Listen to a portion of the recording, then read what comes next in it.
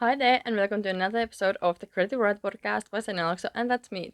And today we are going to talk about fiction and how it's not reality. Fiction is not reality, but it's the truth. Before we go deeper into the topic of today's episode, I want to remind you that all my information is in the episode description, so check it out. There's my social media links, my email, links to buy my book, Revenge and Done. It's a fantasy novel. If you're interested, definitely check it out. And also, if I already didn't say this, there's a link to join my mailing list because you get some free gifts, and I also think I mentioned those in the episode description. So if you're interested, check it out. And also, if you have any requests, questions, or anything about this, anything to do with this podcast or me or anything, there's, there's all my contact information and so on. So yeah, all of that is there. And now we're going to talk about how fiction isn't reality, but it's still the truth. And what I mean by that is it might not be as clear, but I think I already have talked about, or I will in a future episode talk about representation and how we had a lecture about that in university in my literature studies.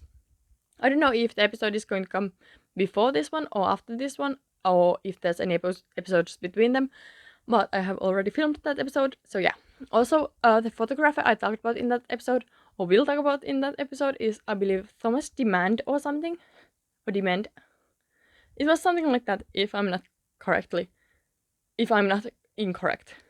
If I don't remember right, then sorry, but I think it was something like that, the name of the photographer I talked about in that episode. And I can actually tell you a little bit about that episode because, well, I already mentioned the photographer.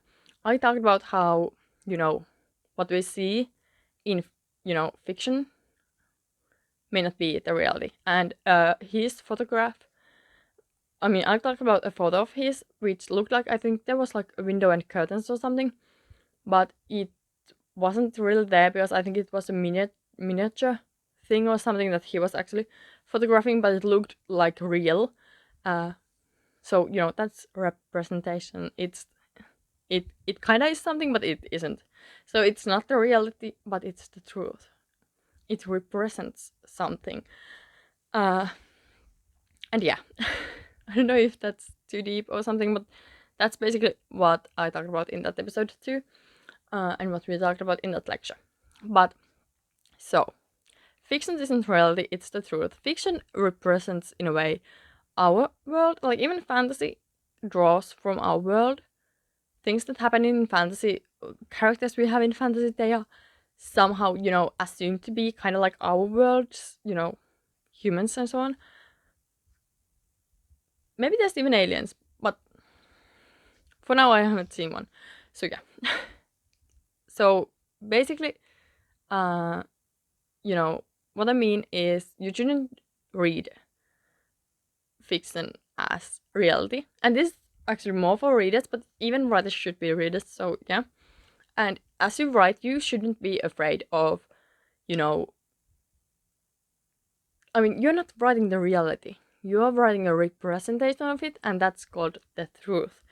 Uh, if there's, like, for example, your views in the story, that's your truth, but it's still not your life. It's still not your reality. You are not telling, unless it's, you telling about your life.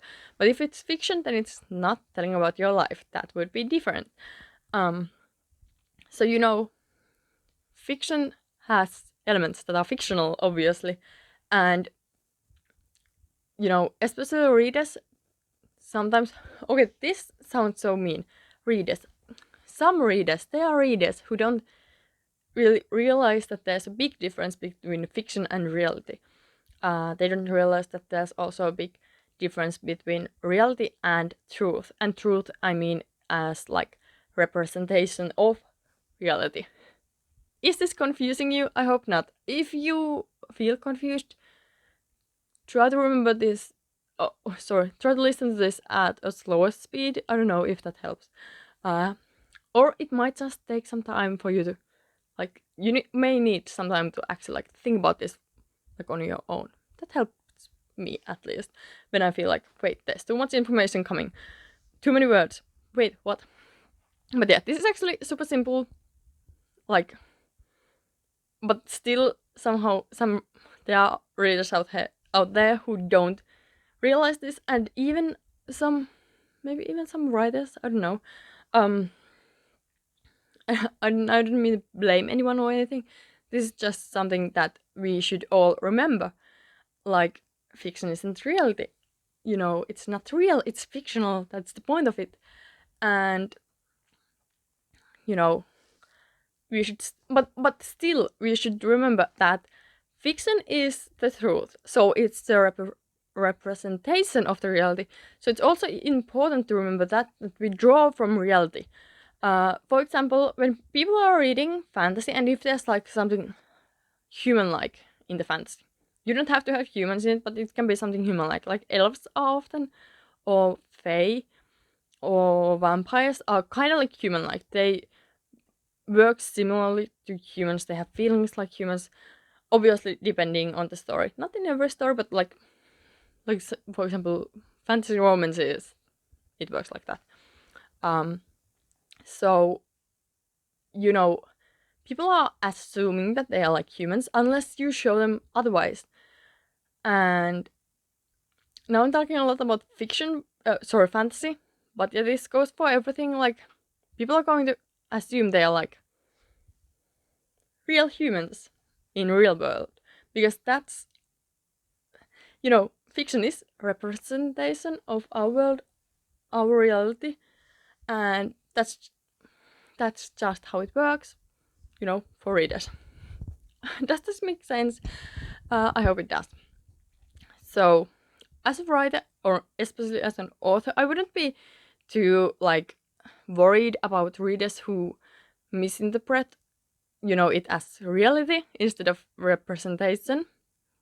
But I also would be mindful as a writer, like, to make, for example, don't romanticize things that are horrible.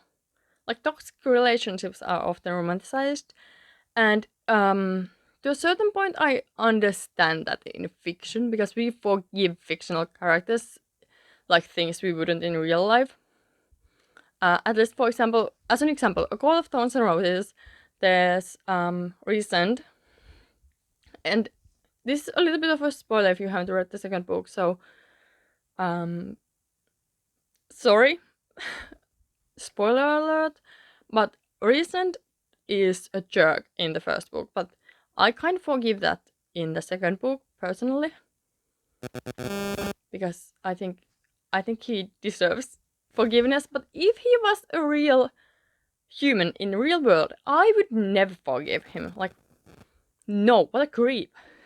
So yeah, I think it's often that people forget, the line between fiction and the line between reality and representation. So that's just something I want to talk about. I don't know if you actually will learn anything from this episode, but I hope this kind of helps you clear your thoughts and help you as a writer to realize and be more mindful about representing the reality. That's the point of this episode. Like, be more mindful about these things. Like, think about these things, and that will actually help you write better, maybe. So, yes, you are learning from this episode whatever you take from this episode. So, yeah.